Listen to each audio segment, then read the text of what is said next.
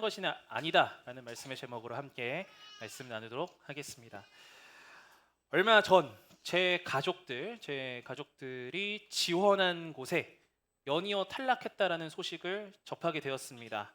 먼저는 제 큰아이가 유치원 우선 모집에서 떨어졌습니다. 원서 접수에서 떨어졌습니다. 두 명만 뽑는 거였고 우선 모집이기 때문에, 그리고 유치원은 이 동네에 많기 때문에 그렇게 큰 기대도 안 했고, 그리고 떨어졌다고 해서 막 절망하거나 막 낙심하지 않았습니다. 실망스럽지 않았습니다. 또 한 가지의 소식이 들렸습니다. 군 입대를 준비하는 제 동생이 지원했던 군대에 떨어졌다라는 겁니다. 경쟁률이 10대 1이었다라고 해요. 그러니까 동생은 그러니까 떨어졌다고 하면서 덤덤하게 얘기하더라고요. 저 역시도 그냥 남의 일인 것처럼 들었습니다. 별로 저에게 타격이 없었습니다. 물론 당사자는 조금 착잡할 수 있겠지만 그래도 이거 어떻게 하겠습니까? 내가 통제할 수 있는 게 아닌데요. 여러분, 이런 영역들에서 우리가 탈락을 했다, 떨어졌다, 사실 큰 타격이 없습니다. 왜냐하면 애초에 이거는 내 영역이 아니다라고 생각을 하니까요. 그러니까 내가 개입해서 내 노력이 들어가서 뭔가 하는 게 아니라 다른 이의 선택에 의해서 되는 거잖아요. 선택된다라는 게. 이 사실을 인정하면요, 사실 우리는요 누구보다 대범하고 누구보다 통 크게 미련 두지 않고 쿨하게 넘깁니다. 그럴 수 있지, 다음에 기회가 있겠지, 이러면서 그냥 넘어가요. 내 통제받기라는 것을 인정하는 순간. 근데 이와 반대로 내가 그 상황에 통제권을 가지고 있다라고 하는 영역들에서 실패를 경험하면 문제가 좀 달라집니다. 그러니까 내가 노력했고 내가 어느 정도 개입할 수 있는 여지가 있는 건데 거기서의 실패. 이 문제는 내가 충분히 통제할 수 있는데, 이 문제는 내가 충분히 감당할 수 있는데 라고 했던 영역에서 예상치 못한 실패, 예상치 못한 결과들이 확 다가온다면 여러분 어떻게 반응하십니까? 가족관계의 문제가 그 예가 될 수 있겠죠. 충분히 내가 통제할 수 있다라고 생각했던 영역인데 그게 내 통제 밖을 넘어가는 느낌이 드는 지점들이 나오는 겁니다. 자녀를 양육하고 그가 장성하는 과정 속에서 더 이상 내 통제가 통하지 않는구나라는 걸 느꼈을 때에, 그때 부모님들이 느끼는 실패감, 절망감들이 있죠. 또 여기에는 직구하시는 분들도 계실 거예요. 직구하는 문제, 먹고 사는 문제, 내가 통제할 수 있을 것이다라고 생각되는, 그 통제할 수 있는 여지가 있다라고 생각되는 영역에서 실패를 경험했을 때 굉장히 불안해합니다. 여러분 한번 상상해 보세요. 잘 다니고 있었던 회사, 내가 정말 피땀 흘려서 노력했던 회사에서 어느 날 갑자기 권고사직 요청이 들어오는 겁니다. 여러분 어떻게 반응하시겠습니까? 통 크게, 기분 좋게, 아 그래 이거 내 영역 아니니까 라면서 넘기시겠습니까? 아니죠. 아니죠. 나랑은 아주 좋은 관계를 유지하고 있다라고 생각했던 친구 관계가 틀어지는 겁니다. 내 통제 안에서 움직였던 이 관계인데 내가 충분히 개입해서 개선할 수 있었는데 이게 더 이상 내 통제 밖을 넘어갔다라고 여겨지게 되면 굉장히 힘들어지죠. 마음 어려워지죠. 자녀 혹은 부모님이 누가 봐도 어리석다 여기는 선택을 하는 겁니다. 대체 우리 부모님 왜 그러시지? 대체 우리 자녀 왜 이런 선택을 하는 거지? 내가 컨트롤할 수 있고 내가 통제할 수 있다라고 생각했던 영역인데 더 이상 그게 아니다라고 여겨지는 순간 그 절망감과 괴로움은 이루 말할 수가 없죠. 내 통제 영역에 있던 것들이 통제 밖으로 향할 때 우리가 겪는 마음은 굉장히 혼란스러움과 불안함, 불편함입니다.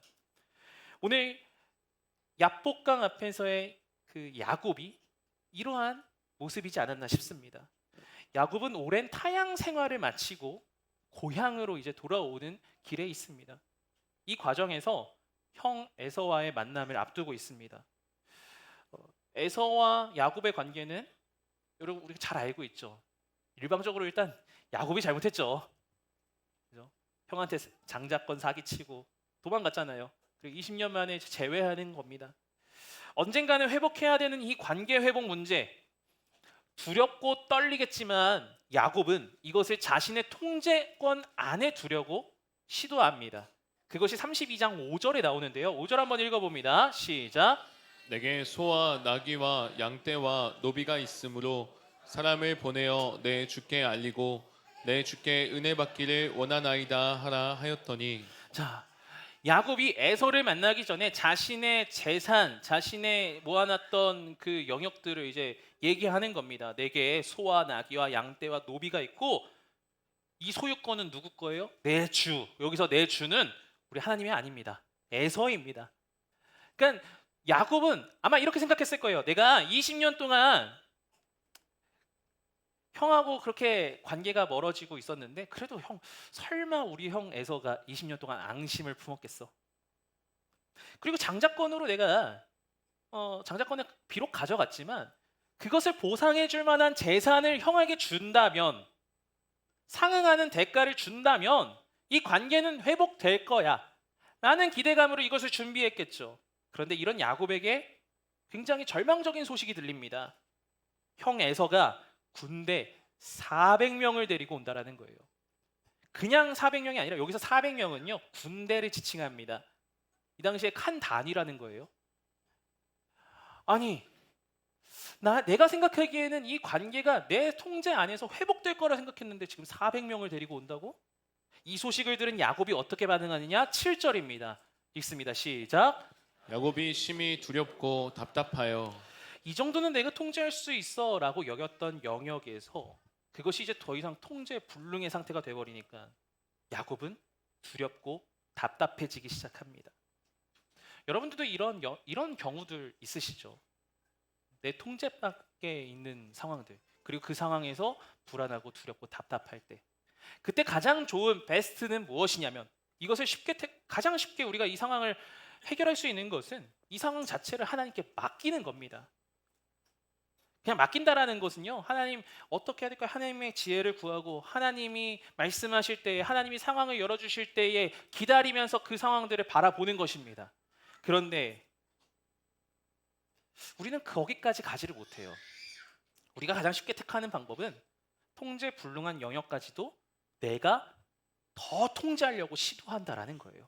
야곱이 그랬습니다. 야곱이 심히 두렵고 답답한 야곱이 어떻게 행동하느냐? 그 이후에 7절부터 8절까지 읽어봅니다. 시작. 자기와 함께한 동행자와 양과 소와 낙타를 두 떼로 나누고 이르되 에서가 와서 한 떼를 치면 남은 한 떼는 피하리라 하고. 자신의 재산을 원래는 그냥 통째로 가서 해결되면 끝이지라고 생각을 했을 거예요. 그런데 군대 400명이 온다는 얘기를 들으니까 변수까지 통제하려고 하는 겁니다. 두 무리로 재산을 나눕니다. 그래서 에서가 선물을 받을 경우와 받지 않을 경우를 대비합니다. 형님이 받으면 끝이에요. 받지 않으면 반만 주고 반은 어떻게든 챙겨오는 것. 어떤 사람들은 이런 걸 보면서 와, 철두철미하다, 계획적이다 라고 얘기할지도 모릅니다. 그러나 여러분, 이 계획이 옳은 계획일까요? 철저하게 두려움에 기인한 계획인 것이죠. 불안함에 기인한 계획인 것이죠. 내가 이 상황을 통제하겠다, 내가 이 관계를 내가 통제하겠다라는 교만 안에서 나온 계획인 것이죠. 불안을 이기는 부모, 자신감 있게 자라는 아이의 저자 시시고프는 지나치게 간섭하고 계획하는 것이 불안의 특징이다라고 이야기를 하고 있습니다. 그 단락 하나를 여러분께 소개하려고 합니다. 많은 어른, 특히 나 같은 완벽주의자에게도 통제가 주된 대응 전략이다. 이제 삶이 정돈되기 시작했다. 우리가 원하는 대로 삶을 통제하고 관리할 수 있을 것만 같다. 그로 인해 마음이 편안해졌다. 그런데 아이가 생기면서 갑자기 모든 것이 달라졌다. 우리는 부모이기 때문에 불안을 느낀다. 그리고 불안하기 때문에 통제할 수 없는 것을 통제하려고 시도한다. 그러나 통제는 통하지 않는다. 통제하려고 더 노력할수록 불안은 커진다. 더 긴장하게 된다. 더 강하게 통제하게 된다. 더 심하게 간섭하게 된다. 자꾸만 불안감들이 올 때마다 더 통제하려고 하는 시도들이 우리 가운데 있다라는 거예요. 그런데 하면 그것이 개선되고 해결되는 것이 아니라 더 큰 불안으로 증폭되어져 우리의 삶에 찾아온다라는 겁니다. 야곱이 지금 그런 거죠. 통제할 수 없는 것을 자기가 통제하려고 하다 보니 불안해지고 계속해서 악순환들이 지금 반복되고 있는 겁니다. 왜 그렇게 통제하려고 하는 것일까요? 통제권을 상실하면 실패했다라는 그런 생각이 틈타기 때문에 삶의 통제권을 붙잡으려고 하는 거예요. 자녀가 내 통제 밖을 벗어났을 때 부모님들 이런 마음 들지 않으세요? 내가 양육에 실패한 것 아닌가? 내가 우리 자녀를 잘못 키운 거 아닌가? 부부관계가 내 통제 밖을 넘어갔습니다. 그때 여러분 이런 마음 들잖아요. 내가 실패한 배우자? 내 결혼 생활이 실패한 거 아닐까? 직장에서 일을 하면서 내 통제를 벗어났다 싶은, 내가 충분히 통제할 수 있었다라고 생각되는 것들이 실패를 경험합니다. 여러분 거기서 왜 실패감을 느끼십니까? 일에서 실패한 사람, 사업에서 실패한 사람, 인간관계에서 실패한 사람이라고 여겨질까봐 두려웠기 때문에 더 통제하고 더 내 방법을 쓰려고 하는 것 아닙니까? 최근 제 안에도 야곱과 같은 모습이 있다라는 것을 발견했습니다. 아이를 키우면서 저는요 예의 없는 모습을 굉장히 못 견뎌합니다. 내가 통제한 대로 자라주면 아이는 예의 있는 아이예요. 그런데 그 통제를 벗어난 것 같다라고 생각되면 제가 정말 호되게 훈육을 하는 거예요. 예배 때도 마찬가지예요. 우리 예배 때 얼마나 지금 고생하고 계십니까, 우리 부모님들? 예배 때요 가끔은요 제 딸도요 난리를 칠 때가 있어요. 난리를 막 칩니다. 그러니까 진상이라고 하죠. 가끔 그러면 저희 아내는 그런 걸 이렇게 기다려주고 그 아이가 성장할 때까지 참아주고 하는데 저는 못 참아요. 일단 데리고 나갑니다. 데리고 나가서 똑바로 해. 근데 어느 날 아이하고 이제 그렇게 실갱이를 하고 나서 수요 기도회 때였어요. 수요 기도회 때 기도하는데 아이가 스스로 기도하더라고요.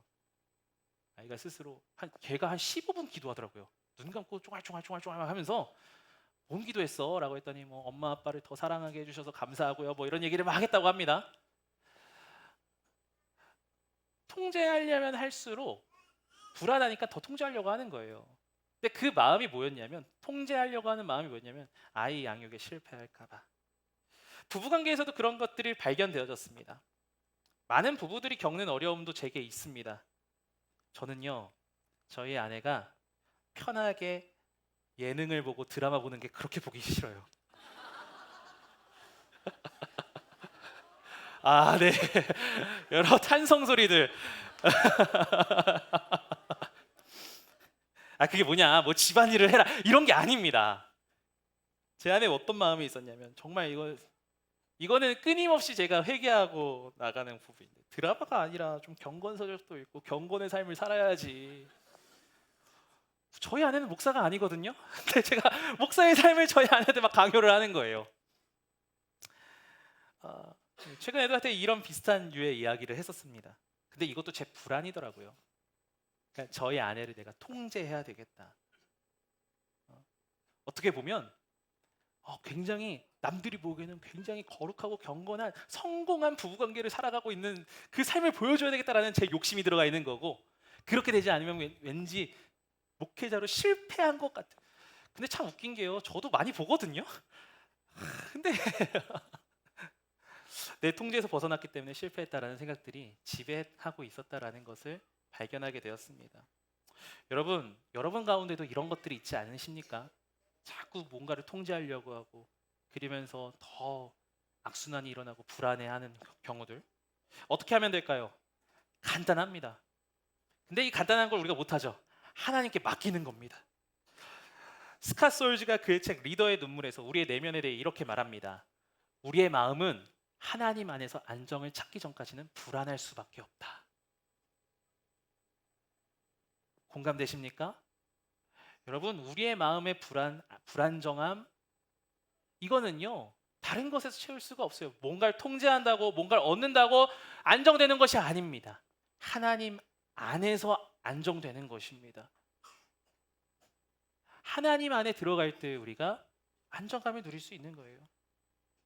먼저는 이 통제될 수 없는 부분을 하나님께 가지고 가는 겁니다. 하나님은 이 문제를 가지고 오기를 원하십니다. 야곱 역시 여기까지 했습니다. 답답한 마음을 가지고 하나님께 기도합니다. 32장 11절 12절 우리 같이 한번 읽어봅니다. 시작. 내가 주께 간구하오니 내 형의 손에서 에서의 손에서 나를 건져내시옵소서.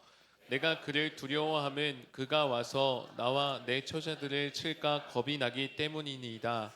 주께서 말씀하시기를 내가 반드시 내게 은혜를 베풀어 내 시로 바다에 셀 수 없는 모래와 같이 많게 하리라 하셨나이다. 야곱의 삶을 보면 야곱의 삶이 나오는 이제 창세기 쭉 보시면요, 이 순간만큼 간절하게 기도하는 순간이 없어요. 사람은 위기에 처했을 때 정말 간절하게 기도합니다. 어떻게 기도합니까? 하나님 나 참 두려워요. 하나님 참 두려워요. 자신의 솔직한 내면을 고백하죠. 그리고 그 기도하는 가운데 주님의 말씀을 기억합니다. 주께서 말씀하시기를 내가 반드시 너에게 은혜를 베풀 거야. 나 그 말씀 기억하고 있습니다. 라고 기도해요. 너무 잘했죠. 잘한 기도입니다. 우리가 하나님께 기도하면서 이 불안한 마음들, 통제 밖의 영역들을 마주했을 때 불안해하는 우리들, 기도할 때 우리는요, 두 가지를 기억해야 돼요. 첫 번째는요, 하나님께서 반드시 은혜를 베풀어 주신다. 믿으십니까? 믿으십니까? 하나님께서는 반드시 은혜를 베풀어 주십니다. 야곱은 하나님이 그에게 반드시 은혜 베풀어 주신다는 것을 기억했습니다. 그리고 두 번째를 기억해야 됩니다. 그 은혜를 소망하면서 기다려야 합니다. 근데 우리가 이 두 번째 단계가 안 되는 거예요. 하나님이 나의 삶에 반드시 은혜 주실 것이다 라는 것은 기억합니다. 그런데 그 은혜를 소망하면서 기다리는 단계까지 가지 않는 거예요. 하나님 은혜 주신다면서요. 언제입니까? 하나님은요, 우리가 기다리는 그 시간 속에서 내가 통제하려고 했었던 그 영역들을 비워가게 하십니다. 비워야 채워져요. 여기에 컵이 있습니다. 제가 물을 계속 마시고 있는데요, 물을 마셔야 채울 수 있습니다. 마찬가지입니다. 내가 통제하려고 했었던 그 영역들을 비워가는 겁니다. 그러면서 하나님의 은혜가 채워지는 거예요. 야곱은 그 단계를 거쳤어야 됐습니다. 그런데 그는 여전히 하나님께 그렇게 기도하고도 자신의 상황을 통제하려고 합니다. 13절에 보니까요, 거기서 기도, 정말 위대한 하나님 앞에 기도를 하고 거기서 밤을 지내고 뭐 하고 있습니까? 다시 형 에서에게 줄 예물을 고르고 있어요. 다시 고르고 있는 거예요. 그 결과 20절에 이렇게 얘기를 하는데요. 20절 읽어봅니다. 시작. 야곱이 말하기를 내가 내 앞에 보내는 예물로 형의 감정을 푼 후에 대면하면 형이 혹시 나를 받아주리라. 보세요. 내가 통제하려고 합니다. 내가 한다고 하죠. 그런데 뭐라고 하냐면 확신도 없어요. 혹시 형이 나를 받아주리라. 하나님이 일하시면 반드시 이루어진다는 것을 믿음으로 고백하면 나갈 수 있습니다. 하나님 신뢰하면 됩니다. 그런데 내 능력, 내 통제, 내 어떠함을 믿고 신뢰하면요, 우린 하더라도요 늘 불신합니다. 혹시 이게 될까? 혹시 이 부분에 있어서 오스왈드 챔버스는 이렇게 말합니다. 하나님께서 일하시는 방법은 오히려 나의 프로그램이 실패하도록 하시는 것이다. 하나님께서는 내 프로그램이 실패할 때 오히려 기뻐하신다. 상황에 대한 내 통제력이 상실되고 내가 할 수 없는 것들이 늘어나는 것 실패라고요? 아닙니다. 오히려 하나님이 개입하신다라는 선언입니다. 하나님이 일하시겠다라는 삶의 성공을 일으키시는 메시지다라는 거예요. 그런데 우리가 그것을 기다리지 못합니다. 소망하지 못합니다. 뻔히 실패할 것이 보여지는 그 선택을 우리는 여전히 하고 있는 겁니다. 내 영역 밖의 일들을 자꾸만 내가 어떻게 해보려고 하는 거예요. 자꾸만 자기가 붙잡으려고 하고 자기가 통제하려고 하고 있는 이 야곱에게 하나님은 야복강 앞에 서게 하십니다. 야복강 앞에서 하나님은요, 야곱이 자신 삶의 통제권을 하나씩 하나씩 흘려보내게 하세요. 비움의 시간을 허락하시는 거예요. 야복강의 뜻이 야보크라고 해서 보냄이라는 뜻을 가지고 있는 강입니다. 그 보냄이라는 강 앞에서 야곱은요, 자신이 지금까지 통제했던 영역들을 흘려보내기 시작을 합니다. 평생을 자신의 손아귀에 모든 것 쥐고 살았던 야곱, 그 야곱이 야복강 앞에서 자신이 모았던 재물을 흘려보냅니다. 가족들을 흘려보냅니다. 그때 느꼈던 야곱의 마음은 어떨까요? 기분 좋게 보냈을까요? 이 과정 속에서 실패감이 계속해서 찾아왔을 겁니다. 야, 내가 이렇게 지금까지 읽었던 것들을 이렇게 보내는구나. 그리고 결국 야곱 혼자 남게 됩니다. 쟁취하고 무언가를 채우려고 했던 야곱의 삶, 그것이 성공이라고 생각되어졌던 야곱의 삶. 그런데 지금 야복강 앞에서의 야곱은 아무것도 없이 홀로 남았습니다. 야곱의 기준에선 실패한 것이겠죠. 그러나 하나님 보시기에는 은혜 베풀어 주시는, 이제 정말 하나님께서 채워주기 원하시는 그 은혜를 베풀어 주기 위한 준비 단계가 완성된 겁니다. 이 지점에서 하나님이 야곱에게 은혜 주시는 건 이겁니다. 너가 재산, 직장, 사업, 관계, 그 통제권 다 네가 가지고 있다고 생각했지? 아니야, 다 흘려보내렴. 너의 삶의 통제권도 내가 지고 가겠다. 나에게 이제 넘기렴. 한 달 전쯤이었습니다. 제가 해결할 수 없는 그 관계의 문제 사이에 끼게 된 일들이 있었습니다. 사람 사이 관계에서 저는 어떤 누군가의 갈등 상황들에 그 사이에 우리가 살면서 그런 끼는 경우들이 있잖아요. 제가 제일 먼저 하는 선택은 뭐냐면 그 상황 가운데에서 제가 통제하려고 하는 겁니다. 해결책을 제시하고 그 속에서 제가 할 수 있는 역할들을 찾고, 이거 제가 제일 먼저 선택하는 방법이에요. 이런 생각들을 하게 되는 겁니다. 그 사람한테 내가 따끔하게 한마디 해줘야 되겠어. 왜 이렇게 나한테 힘들게 하지? 왜 이렇게 곤란하게, 그냥 좀 스무스하게 가면 되는데 왜 자꾸 이러지? 한마디 해주면서 내가 따끔하게 본때를 보여줘야 되겠어. 여러분, 근데 그거 아세요? 이런 고민할 때마다 분노가 치밀어 오르는 거 아세요? 분노 막 치밀어 오르고. 그런 저를 하나님께서 야복강에 세우셨습니다. 그 야복강은 어디였냐면 수요기도회입니다. 제가 수요기도회를 영업하는 건 아니지만, 여러분, 하나님의 은혜를 경험하는 자는 기도의 자리입니다. 여러분 기억하셔야 됩니다. 기도하지 않으면서 하나님의 은혜를 구한다? 말이 안 됩니다. 기도의 자리 나오십시오. 나와서 기도하면 바뀝니다. 여튼 이 수요기도회에서 기도했습니다. 근데 하나님 제게 이런 마음 주시는 거예요.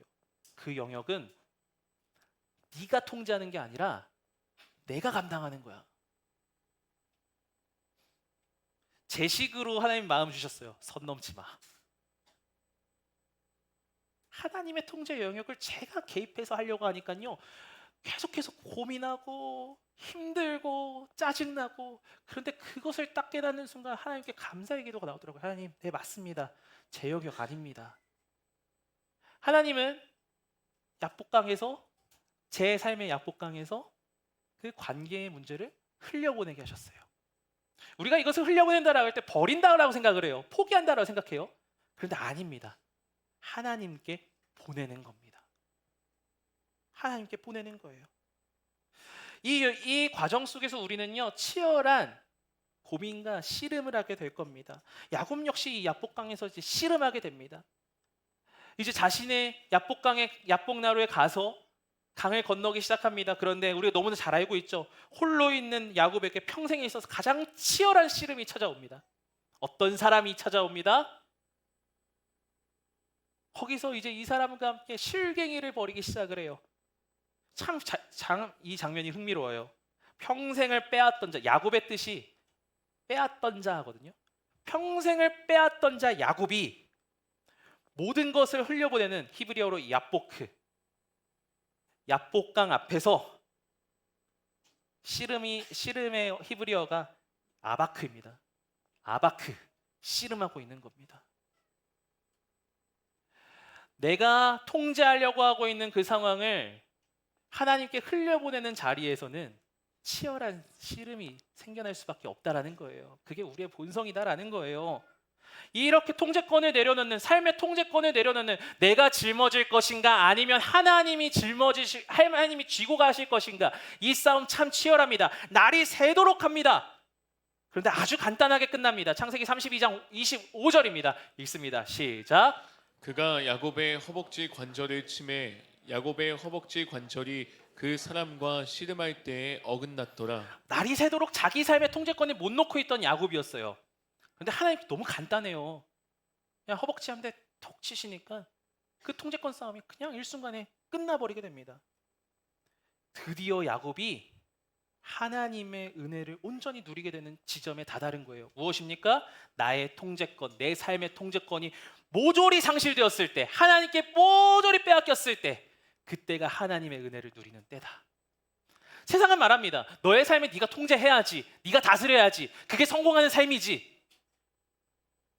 그래서 우리는 자꾸만 내가 다 통제하려고 합니다. 내가 다 컨트롤하려고 하는 영역들을 넓히려고 합니다. 그리고 그것들이 하나하나 놓쳐질 때마다 자꾸만 실패한 것 같고 좌절스러운 마음에 사로잡히게 됩니다. 그런데 하나님은 우리에게 무엇라 말씀하고 계십니까? 아니야, 그거 실패 아니야. 내가 통제하는 거야. 내가 너에게 은혜를 주는 지점이야. 하나님께 완전히 항복한 야곱은 하나님의 일하심들을 경험합니다. 하나님은 그의 존재를 바꾸셨어요. 빼앗던 자 야곱에서 이스라엘, 하나님이 승리하시고 하나님이 명령하신다라는 뜻의 이스라엘로 그의 삶을 변화시키십니다. 성경에는 하나님을 겨루어 이겼다라고 하고 있는데요. 원어적으로 조금 더 잘 분석해서 들어가면 이스라엘이라는 이름의 뜻은 하나님이 승리하셨다, 하나님이 명령하셨다라는 거예요. 무슨 말입니까? 그동안에는 내가 통제하려고 했던 야곱에서 모든 삶의 통제권을 다 상실했을 때에 비로소 하나님이 통제하시는 삶으로 변화되었다라는 거예요. 그래서 이 과정을 거친 야곱이 30절에 고백을 하는 겁니다. 30절 읽겠습니다. 시작. 그러므로 야곱이 그곳 이름을 브니엘이라 하였으니 그가 이르기를 내가 하나님과 대면하여 보았으나 내 생명이 보존되었다 함이더라. 아멘. 통제권을 내려놓으니 그제서야 하나님이 보입니다. 야곱이 그동안의 삶 가운데 하나님을 만났습니다. 하나님의 은혜를 경험했습니다. 그런데 자신의 통제권을 다 내려놓은 그 순간에 야곱이 비로소 고백하는 거예요. 내가 이제야 하나님을 보게 되었습니다. 그리고 뭐라고 고백하죠? 내 생명이 보존되었다. 이거 다 내려놓으면 내 생명이 앗아가는 줄 알았습니다. 그런데 야곱의 고백이 인상 깊죠? 내 생명이 보존되었다. 사랑하는 여러분의 삶의 통제권을 자꾸 붙잡으면서 얼마나 고된 인생 살고 계십니까? 약복강 앞으로 가십시다. 그리고 그거 내려놓읍시다. 내려놓을 때 하나님께서 우리의 인생의 그립을 잡으셔서 하나님의 방법으로 하나님의 채우심을 경험하면서 그분의 인생을 살게 하실 것입니다. 그것을 기억하며 살아가는 저와 여러분에게 예수님의 이름으로 축복합니다. 말씀을 맺도록 하겠습니다. 최근 만나 뵙는 성도님들의 삶을 들어보면 약복강에선 야곱과 같은 삶을 보내시는 경우들을 참 많이 보게 됩니다. 결국에는 이 통제권 싸움이거든요. 그것 때문에 불안해하고 힘들어하고. 여러분, 근데 오늘 이 예배 자리에 나오신 여러분 가운데도, 이곳에 계신 분들 가운데도 마치 내가 약복강에 선 것 같아 라는 느낌이 있으신 그런 상황에 놓이신 분들도 분명히 계실 겁니다. 우리 하나님 좀 신뢰했으면 좋겠어요. 약복강에 흘려보내는 건 버리는 게 아니에요. 하나님이 책임져 주시는 영역이에요. 그렇게 약복강으로 다 흘려보낸 야곱, 에서를 만났을 때 어떤 일들이 벌어집니까? 이미 하나님께서는요, 그 에서가 환대하게 기다리고 계셨고요, 그 모든 상황을 예비하고 계셨습니다. 하나님의 일하심을 신뢰합시다. 상실되었다고, 통제권 상실했다고 실패한 거 아닙니다. 하나님이 일하시는 순간입니다. 기억하며 한 주간에 살아가는 저와 여러분에게 예수님의 이름으로 축복합니다. 기도하겠습니다.